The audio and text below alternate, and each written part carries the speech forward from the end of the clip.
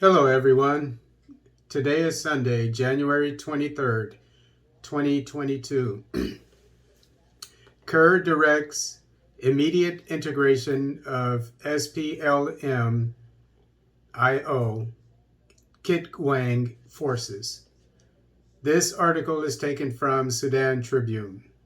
South Sudan President Salva Kiir has directed immediate integration of the armed opposition SPLM AIO Splinter faction forces led by former Chief of Staff General Simon Gatwich Dual. The Presidential Advisor on Security Affairs, Tut Gatluek Manime, said the South Sudanese leader directed the government and all organized forces to prepare and enlighten their units to accept integration of forces loyal to Gatwich and his deputy, Johnson Oloni. He told Sudan Tribune Friday that an advance team of the breakaway faction of the armed opposition movement was in the capital, Juba, to start preparations prior to Dual's and Oloni's arrival. The visit of the advance team under the leadership of General Simon Gatwich and General Johnson Oloni is part of what was agreed in Khartoum. It was agreed that an advance would come to Juba for preparation and as part of the confidence building stipulated in the agreement, explained Manime. Advance in military terms means people going ahead of the main body of a group. He added, the agreement opens a new chapter of peace, reconciliation, and the need to accept we are South Sudanese, and as people of the same father and mother, and as people who belong here. There is no other country. South Sudan is the only country we have, and if there are issues, we need to sit down like we did in Khartoum. The aide also clarified that the negotiations between government and the SPLM AIO Splinter Group did not involve external mediators. Nobody had to come mediate for us. We did it ourselves, and this should continue to guide how we do things because we are capable of resolving our differences amicably, he stressed. On Thursday, an advance team of the SPLM AIO Kitgwang faction, led by General Paul Achut Nibek, arrived in the South Sudan capital. Speaking to reporters on arrival at Juba Airport, Nibek said the young nation had witnessed enough wars and wanted peace to be given a chance.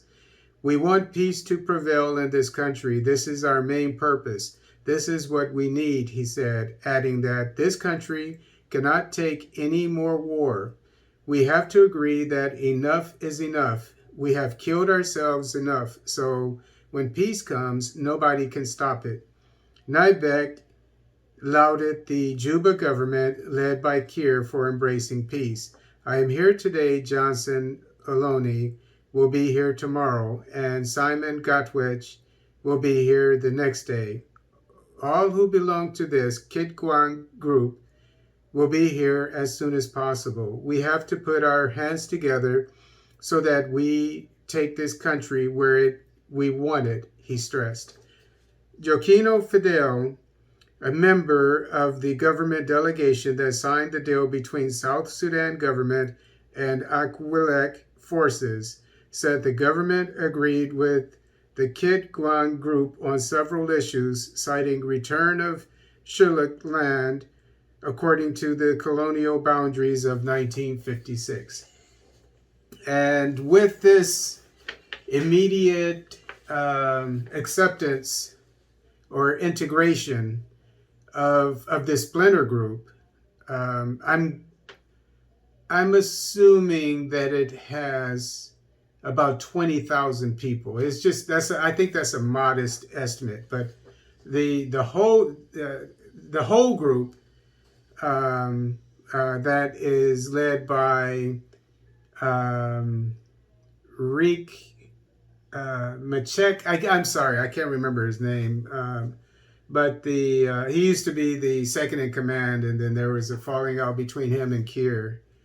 But anyway, his whole group has about 50,000 arms. That is machine guns and AK-47 rifles. So that leads me to believe that they have at least 50,000. 30,000. I think AK-47 is 20,000 machine guns, or vice versa. So that leads me to believe that they have at least 50,000 troops. That is Machar. I think it's Riek Machar, I think is his name. And this is a splinter group from that group. And they left because they felt that this gentleman who's in charge of this group, he left because the splinter group left because they and went and actually came over to Salva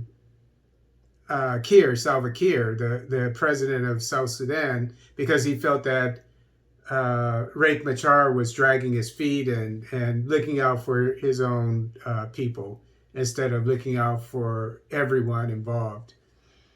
And so I'm assuming that maybe they're half the whole group, which is about 50,000, I estimate. So maybe there are 20,000 of them or whatever. But the point that I'm trying to make here is there are going to be probably tens of thousands of weapons brought with them to the South Sudanese army, which is lacking weapons because there's a UN embargo on South Sudan when it comes to weapons. So this is definitely a step in the right direction.